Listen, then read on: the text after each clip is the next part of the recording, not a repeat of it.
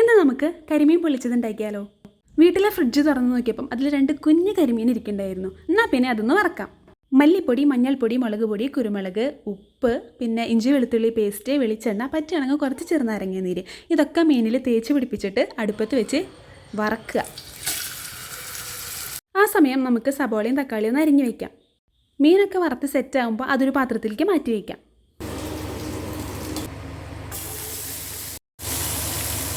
മീൻ വറുത്ത അതേ പാത്രത്തിൽ തന്നെ നമ്മുടെ സബോളയൊക്കെ ഇട്ട് പിന്നെ വീട്ടിൽ എന്തൊക്കെ പൊടികളുണ്ട് അതൊക്കെ എടുത്തിടുക. എന്നിട്ട് നന്നായിട്ട് മിക്സ് ചെയ്യുക. അതൊന്ന് സാധാരണ പോലെ ഒന്ന് വഴറ്റി വരുമ്പം അതിലേക്ക് തക്കാളി ആഡ് ചെയ്യുക.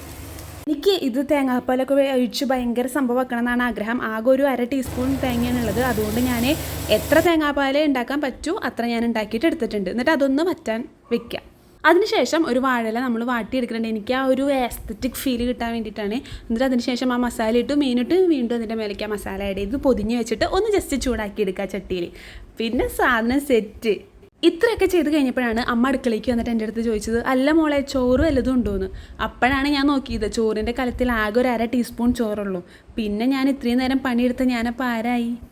ബട്ട് ഇത് ഫുള്ള് നമ്മൾ ഇലയിൽ വെച്ച് ചൂടാക്കിയപ്പം അതൊന്ന് നന്നായിട്ട് മൊത്തത്തിൽ മിക്സ് ആയിട്ടുണ്ട്. അപ്പോൾ അതുകൊണ്ട് നല്ല ടേസ്റ്റ് ഉണ്ടായിരുന്നു അതിന്. സോ ഇതാണ് നമ്മുടെ ഇന്നത്തെ വീഡിയോ. അപ്പോൾ നിങ്ങൾക്ക് ഇഷ്ടപ്പെട്ടെങ്കിൽ നിങ്ങളുടെ അഭിപ്രായങ്ങൾ കമൻറ്റ് ചെയ്യുക. ടാറ്റാ.